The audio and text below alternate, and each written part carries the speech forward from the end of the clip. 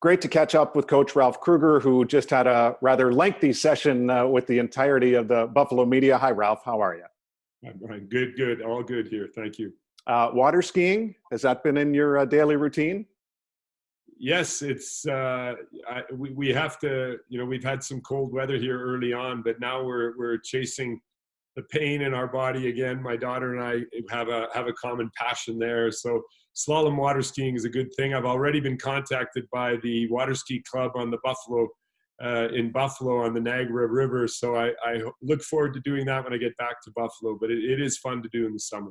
Well, it's an outlet that probably just, helps clear the mind of everything that you were talking to, the rest of the media about, and preaching patience and having those outlets to clear the mind and find that balance. What else are you doing to balance things? I think you briefly hinted at reading, which we assumed you would be doing. So the importance is, what are you reading right now? Yeah, you know what? I've got on the iPad multiple books. It's funny. I'm jumping between probably like all of us. Where it's not easy for me to sit still at the moment because I've got all this pent up energy that I'm trying to invest somewhere. But I'm actually jumping between, a fiction and some, catching up and on books that I also read in the past. Don Shula was one of my heroes as a coach growing up, and he passed away just a short time away. So I had a couple of books from him that I've reread, and just kind of in honor of Don Shula. So, but been mixing between entertainment and some growth, and then of course also going through some older things, just like music. It seems like I have this 300 CD changer here that I haven't used for years, and I have a rule with my wife that we're listening to all 300 CDs. So it was like I'm hearing music I haven't heard for a long time, going through all the Pink Floyd albums. Yes. And Led Zeppelin and everything. So some strange things going on here in our house, but it is what we're doing. Music is wonderful to revisit. I think the beauty is the genres change and the popularity changes, but then when you've missed something for a while, purposely or otherwise, you can go back to it and still get kind of reignited the same way. I'm curious when you mentioned the books, though, just because there's been such an evolution, and I'm not saying specifically that Don Shula's book was, about coaching per se or philosophies, but do you find that when you go back to books from previous eras and different leaders, that the words of wisdom are still very much important today? Brian, they're 100% in line with what we need to do today. And that's what I loved about reading. He did a book together with Ken Blanchard, which is, he's one of the motivational gurus of the, 70s, 80s. And I think that looking at the values in there and the principles, or you go back to Stephen Covey, The 7 Habits of Highly Effective People, which was one of my influential books when I started coaching. Those are principles and values that will live on forever as long as we are functioning the way we do. And coming out of this crisis, it's those values that will make the difference again too. So you are right. I love going back all the way back to even sometimes I read a little bit of Shakespeare or Moliere or plays like that to strengthen my mind, because they're difficult to understand and you need to actually pause and take more time. But all of the wisdoms of the world continue to be wisdoms. Oh, well, thank goodness you said they're difficult to understand. I always thought it was just me, which led me to not necessarily have the greatest grades in English. But, we've already touched on, and one of them is not water skiing, at least I don't think, two things that Jack Eichel really loves, and it's reading and music. So have you ever, in passing or purposely, had a connection with Jack on topics like that?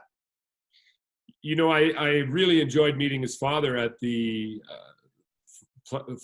father trip, and we didn't spend enough time together because I can tell through Jack that his rock influence on him is similar to my love of rock, and my kids are also burnt and branded by me because certain artists were driving us while they were growing up, and I we do speak a lot about music and not so much about the books we're reading, but music is something that I can really enjoy. In Buffalo, there's a lot of wonderful locations with live music where, I'll slip into the back with my wife and inhale different genres, especially blues, jazz.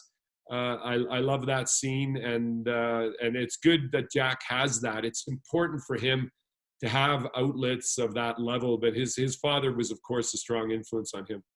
Do you think that, and I know the media was just talking to you a lot about it.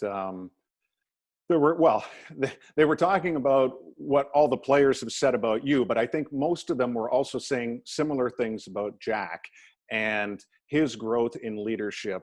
And we've just, much of society has witnessed the Jordan documentary now, and how Jordan could be perceived different ways, but ultimately one who was doing anything to win. Do you think that even though Jack hasn't found that winning success within the team yet, that maybe some of the guys who have been along for the ride through the first few years of his career are now respecting Jack even more because they're starting to really, really understand just where his brain is when it comes to game day and even not on game day? Well, it's a good comparison, and let's remember Michael Jordan didn't win a championship till his 7th season. So, there was a lot of growth there too. But Jack is a unique individual, and I believe we are all unique in different ways. And his ability to lead a group on the ice, but also off the ice, the maturing that I've seen in this short period of time is exciting, because he's understanding the way all these components and all these balls need to be juggled at the same time, and all these components need to come together, and how difficult that is. But he's also, I believe, finding a better balance and understanding what he can control and dealing with his frustrations and disappointments in a better way, which will allow him to move forward quicker. And that's an evolution that will make us a better team right off the top next year, because it's quite clear he's the leader, and he's earned that right, though it hasn't been given to him, and he will continue to earn it. And I look forward to sharing, the journey together with him and the rest of the guys very soon. My guess is that some Sabres fans, when they hear you say that about controlling emotions, they're going to say, yeah, but what about, the moment where end of game breaks a stick on a displaced net and stuff like that? Is that still expected and almost acceptable in the big picture, that moments like that are still going to happen and it's okay in your eyes and in the eyes of others? I just believe it has to be honest and has to be real. And that's what I love about this group. I really love our locker room and the players. There's not one player that I didn't enjoy seeing now on our Zoom meetings. There's not one player I didn't enjoy. People from the outside might think, that, well, this guy had less ice time or this or that. But as people, we all get along and we all communicate. And anger is something that obviously when you're my age, you're able to digest things better, and you're more patient, and you don't, kick or break things as quickly. But I think it's okay as long as it's real. People will accept that and understand that. And we had some angry moments in our room. When I speak about us being connected and having harmony in our room, what I mean by that is also the honesty that people can be angry at each other and let it out and not keep it inside. And then we would deal with it as we move forward, and we solved those situations really quickly and then moved on again. And so, yeah, it's okay. It's part of the game. And, maybe one of these days I might even break something, but I haven't felt that anger yet. You talked about assessing, evaluating, and working with all the players now individually with their skill sets, trying to get the best out of them, the most out of them, whatever it is that they can bring. How great a challenge is that moving forward, though, knowing that, again, nature of sports, the roster will change. So you're talking about a buy-in, but then that a bunch of that is not going to matter to, let's say a third of the team, just for a hypothetical based on number of free agents. So how challenging is that to quickly get whoever is a newcomer in on the same page? First of all, I know Jason will do the best to strengthen our group and to hold the players we want to hold. But the market is is uncertain moving forward. So it's not a given. But we as coaches right now are planning with a pretty similar team and with some minor changes in the roster, because we do believe in the whole, and we do believe we have a history here that's worth building upon. But again, I believe as a coach, if you're helping a player and he leaves for whatever reason, and he's a better player because he was with us, that also makes it more exciting for others to come to Buffalo. So we're taking care of everybody right now, whether they have contracts or they don't have contracts. I walked in to an outstanding high performance team. You know, Jason Botterill and the Pagulas had put together a really strong staff, and there's nobody here who doesn't add value right now. And that helps so much in a summer like this to have such a strong supporting cast. And I think that when you look at that opportunity moving forward, you know, to continue to build with everybody, it'll be exciting. So yeah, it's a good thing. How do you coach more scoring out of players? To me, that's like the hardest thing to do. But is it really in reality?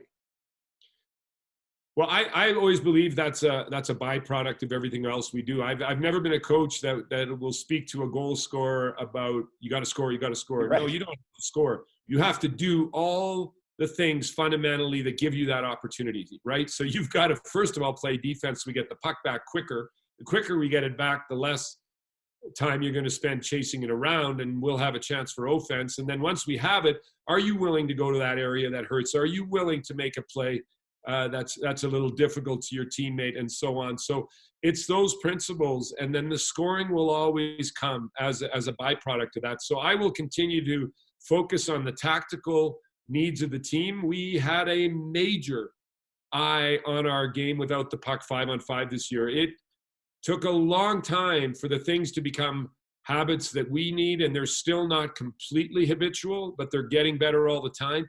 And we didn't really start even able, you know, I felt it was almost after the January break where we got into deeper offensive conversations because of how much work we had to do defensively. So I'm excited about that in our next phase.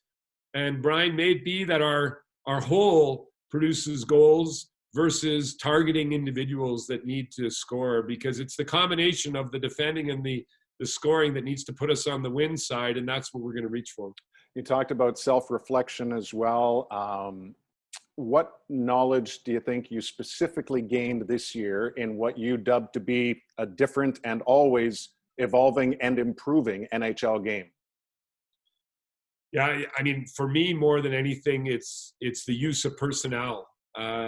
You know, that we maxed out as an example, Jack, with his minutes, is clear for everybody to see.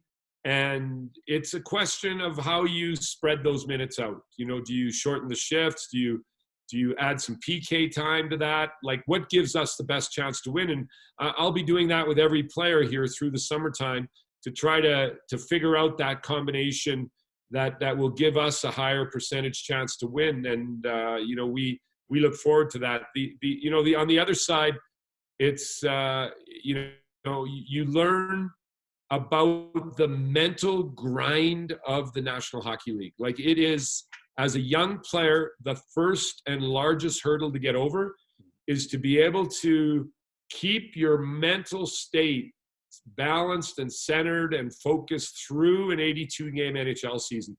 And that's why maturity and experience count. And that's why the top teams in the National Hockey League have that word. And I believe that we will add some youth, as will every team in the NHL, but we will build on our core. Our core players, our core group is what's going to lead us to the next level. And we will have some veterans who are there to bring experience and comfort. We will have youth pushing for ice time and driving players to retain their spots. But it's the core team that I'm excited about. And they are under contract, and they're restricted free agents. And we are excited to build on those. And I believe that the future is extremely encouraging when I think about it. Where did you and where might you evolve when it comes to analytics? In that, when you evaluate the season, because we've all talked with you a lot about this, and you're very right in distinctly remember you saying a few times just how there's certain things that analytics still can't measure within the game, and that's always important to remember. But are there things already, before you even do a deeper dive, that that maybe paint the Sabres as a team that plays a certain way? Are there some numbers that you'd like to change as all of these players, have now added another year to their resume? I think when we look at numbers, it's always they're I always call them the superficial, and that they're the obvious, and that there's behind those numbers so much more depth, and we also aren't all able to see that, of course, because we have so much information as coaches. We watch so much video, and we can see the actions behind the numbers. But if there's a number I'm excited about, I think we need to continue to be extremely proud defensively as a team, while never handcuffing our players offensively. So the defensive numbers continuing to improve, and to our neutral zone, I thought we were evolving to be one of the better teams in the National Hockey League. And you get the puck back in that area, it's exciting what happens offensively as the other team is moving in the offense through the neutral zone. So I like our defensive numbers continuing to grow, that we aren't satisfied with what we did there.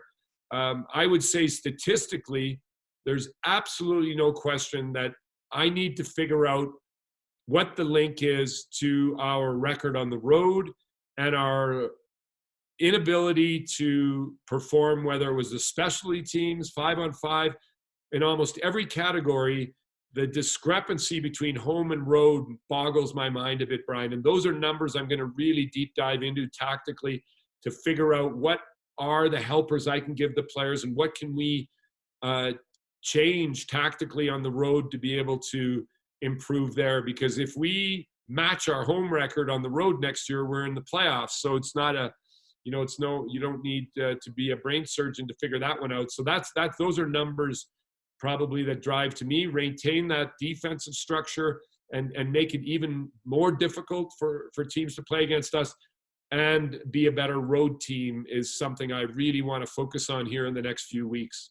And teams, yours included, have been doing this for years, trying to manage rest, improve diet, when to travel, when not to travel, to try to get the benefit of better results on the road. Without any deeper dive than what you've had now, or even before today, did you have a gut feeling as to what was going wrong on the road? Yeah, my feeling is that there was a sense that matchups definitely played a role, and the type of matchups, and how difficult it was to get our strongest lineup at the time against possibly often opportune shifts, and teams would neutralize us a lot easier. And I think working to have a deeper lineup is what we are doing, and I'm confident we will have that just in our natural growth. It will be a deeper and more experienced lineup, and that's a big factor. I thought overall that we were mentally, we ended up drifting sometimes on those road trips. So I need to be better as a leader to help the guys get stronger mentally when we're dealing with all the changes, like you said, that happen, because our trips are often long and hard and heavy, and we just need to get better at that. When Jeff Skinner spoke this week, I think sometimes Jeff, he understands the questions and the value of them, but sometimes you just get kind of at a loss for words. But I really thought there was a sense of ownership and maturity this week of everything that happened and what obviously is needed moving forward. I'm wondering what type of conversations you've had with him in all these kind of one-on-ones, and whether you've noticed any little thing about Jeff that is different than what it was in season and exciting for you. I'll take responsibility, and I love the conversations I've had with Jeff since the season ended, that he also is taking responsibility, that we find a common path to his reaching his potential, because, the numbers, when we speak about them, were not the ones that he expected or we expected, and we need to fix that together. And we, what I like is his openness right now to communicate on solutions. And Donnie Granato plays a big role there in the development of forwards. And, we have the vehicle now of Zoom with meetings that we can have also through video and whiteboards to help the players prepare. But above all, the most important thing is that he cares, and we can feel that. And with that, we can work. And with that, we will find a better path moving forward. And, for many on the outside, they would question situations during the season, but he was there for the group. He tried, and I thought his injury set him back a bit. And he's doing all he can to find his way here, playing the game we need to play, plus letting his brilliance execute at the other end. And I, as a coach, also have to help and be open to the solutions. You know what it's like for players when the 82 game season comes to an end, and literally 3 or 4 days later, if you don't make the playoffs, the peers of these players are in the Stanley Cup playoffs, and it is raw and it hurts. And sometimes guys don't want to watch the playoffs. It's just too much. Is this different this time? Different world, different opportunity, maybe a willingness to want to dive in, watch more, learn more. And do you want and or expect most players to want to view and learn from teams and players that are ultimately in the tournament, if and when it should happen? Yeah, I mean, if and when it should happen, I think is important that we do realize it's still hypothetical, and we all hope really and pray that it's going to happen and that we are healthy through that process. So that will still dominate as that even activates, if it does. And once we're in it, for sure, we should all look for opportunity to grow through observing what happens there. And I'm sure the players will want to be entertained by it. And it will be painful. There's no question that it'll be painful that we didn't, that we didn't find a way to be a part of it if it happens. But again, above all, I hope that it does happen and that we have to deal with that pain and that we get to watch some hockey to break up what will be a pause until the next season actually starts. I think I was just always, like most of us at my age, in awe of everything that Wayne Gretzky accomplished. And Sidney Crosby's been very similar, and they just can't get enough of the game, and they want to know everything about every other player that they might be up against. Do you value that in a player? Yeah, I think it's really important that you're a hockey fan as a player, and when we look at our players, and we try to make it quality versus quantity, but the information flow is strong between us and the players, and they're always curious. But in the end, I still believe, Brian, the focus needs to be primarily on us and on what we do. But we can learn from others and watch others, and that's what's going to happen in the playoffs, of course. And I think that's why the Michael Jordan story, I mean, he was very human in that whole documentary, and it showed the good and the bad. It showed good times and tough times, and that's good for all athletes to see that for even the best players in the world in any sport, it's no free ride and it's no easy street. And so, yes, I think it's important to learn from athletes within our sport, but also reach beyond our sport to learn and to grow and to see. And our group is hungry in doing that. I can tell in the conversations we're having. Okay, it's New Music Friday. That means a lot of artists releasing, their brand new stuff. Why don't you leave us with, whether it's new or not, a musical recommendation for someone? Yeah, it was funny because I dug deep into Pink Floyd, and I think if somebody wants to play Comfortably Numb is one of the, but it's a bit of a longer piece. I truly, truly love the classic rock of the 70s and into the 80s, and that would be a great piece to play.